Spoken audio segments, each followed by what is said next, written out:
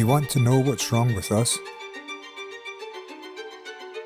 We have all been educated to live isolated and in competition from each other, and so to aim for competing futures.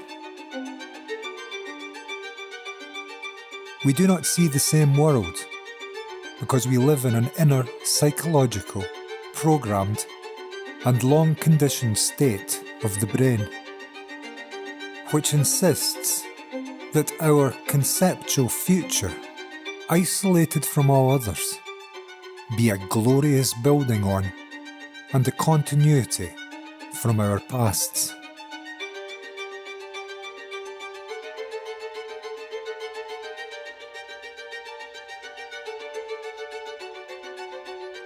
We are each divided by our pasts, and we live in the past, which is our chronic movement of thinking, which is a movement of knowledge recorded into the brain from past experiences.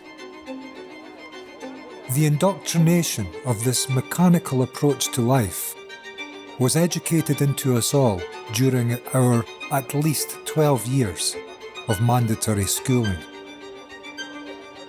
Who came up with the idea of such an educational system? Same person who invented our medical establishments. A global elitists of days gone by, who played a large hand to produce the inner world you now inhabit. That man was John D. Rockefeller. I doubt John D. understood the carnage which would inevitably come out of such devious manipulation of the human mind. Previous educational pioneers are the elitists of their day who came up with and instigated an educational system to divide humanity between classes of wealth.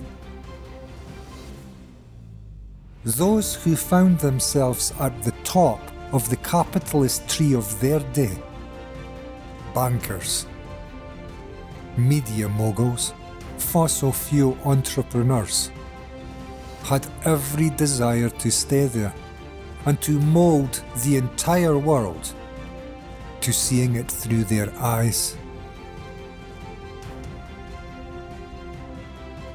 They had a vision to build. You see anything of a pattern related to what is happening today? Quite. Our question is not how we fight the oppression of people too rich wishing to pull the entire humanity into their envisioned catastrophic future. Our challenge is not in the outer world at all, although it must be brought to order, but an order enforced by anyone which is in its true nature nothing other than a disorder. It is too late in the day for mankind to come to anything but freedom, because only a free mind is capable of building a free world, and your education certainly took away your free mind. The quality of a free mind is silence, a mind talking to itself continually, constantly, in a movement of building from a past to a future concept. And the past is always a concept.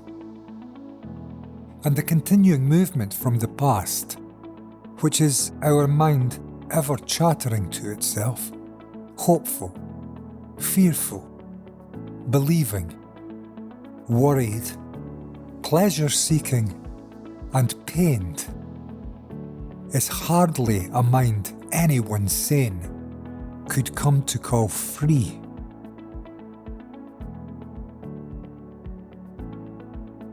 Is our issue not this? None of us are seeing the same world. The world is the same truth for each of us, but none of us live within this truth. We carry within our psychological states learned concepts which we have been deeply programmed, educated to garnish our securities from. Concepts of religion which necessitate belief in an unseen God and keep us removed from the truth of the ever-present potential of coming upon a truly religious life. One found through our own investigation and understanding of what religion truly is. We have been told by everyone since the day we were born what we are.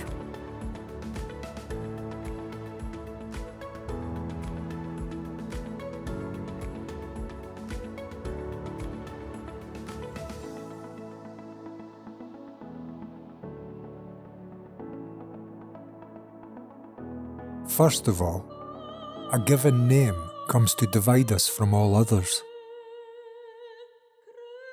Then we are given a religion we must believe in, or we are not, which is the very same thing. For the acceptance of ideologies from another is the acceptance of growing into a second-hand life.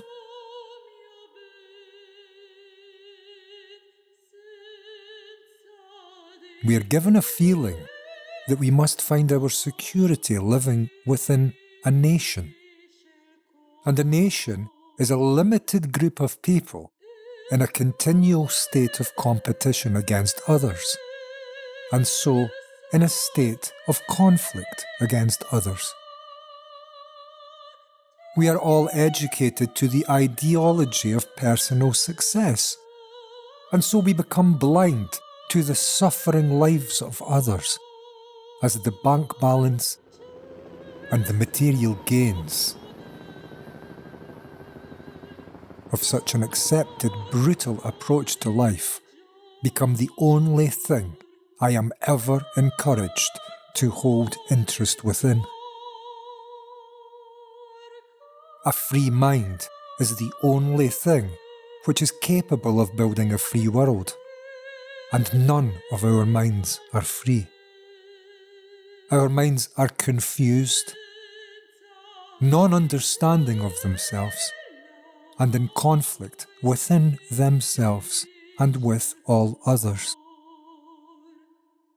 Our minds were trained to live this way, thanks in part to the moronic activities of selfish men from years gone by, and thanks in part to a traditional, destructive approach to life spanning centuries in which mankind has found a sense of security in following others.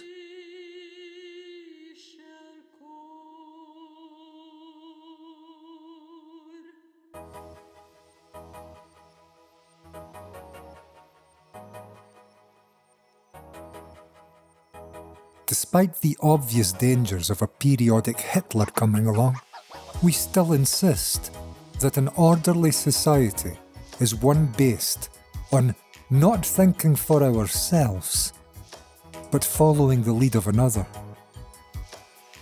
And just look where this approach has led us to today. Our corrupt, broken, and now dictating society. This is inevitable, for a mind not free will come to build a world not free, which is the process we are seeing in this Great Reset. If this was a moment to free humanity, then we would all have been permitted to participate in the deliberations, because we are all humanity. But it is not.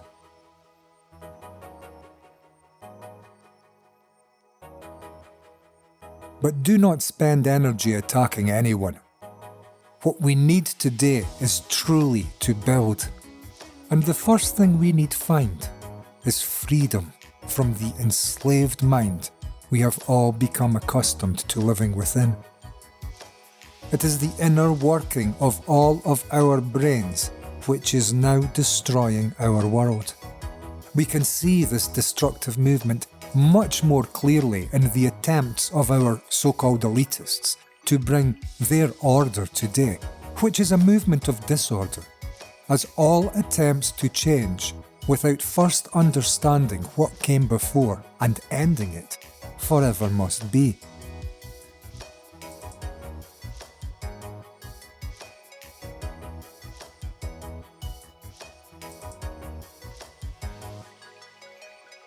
We can see the destruction of this system the richest of us have built for themselves, as limited by their projected thinking, which is limited to a pattern of continuing their limited experiential-based past memories ever into their future of projected isolated grandeur,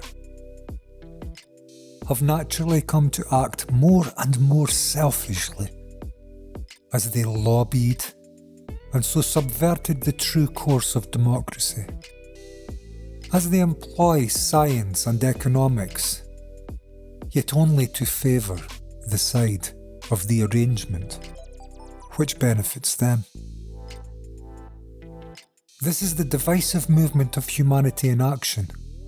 This is our programmed approach to life. And division is the necessary prerequisite for conflict, which is why our world is falling into greater and greater conflict. Any destination will be recognised by the quality of the road which leads there. The destination and the road to it share similar qualities. And so if our destination is to be a beneficial one to humanity, then the road leading it will be seen to be as beneficial as one gathers speed walking towards the destination. This can hardly be said for this great reset. Nothing is getting easier for humanity. In fact, all is getting rather more difficult.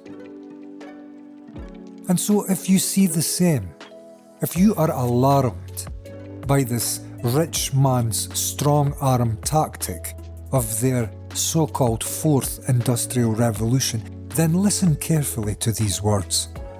For there is truly something you can do to build back better.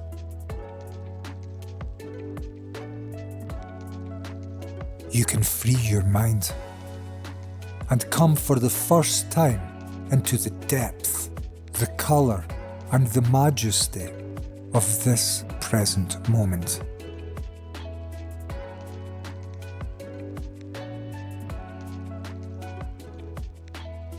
Free the mind from its societal programming. To be ideologically identified as British or Christian, to be an Arab or a Muslim, or an Israeli or a Jew. Free the mind from the illusion that life is found in numbers and hidden tax havens. Free the mind from conceptual time and the ideas of all others now corrupting the brain.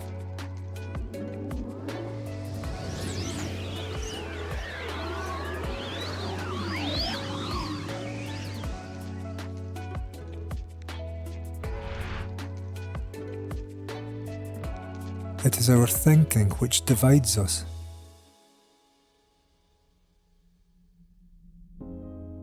And our thinking is rooted in an educated mechanism of machine-like mundanity. This is our biggest problem in life. And so this is the root area we need to come to give our attention to.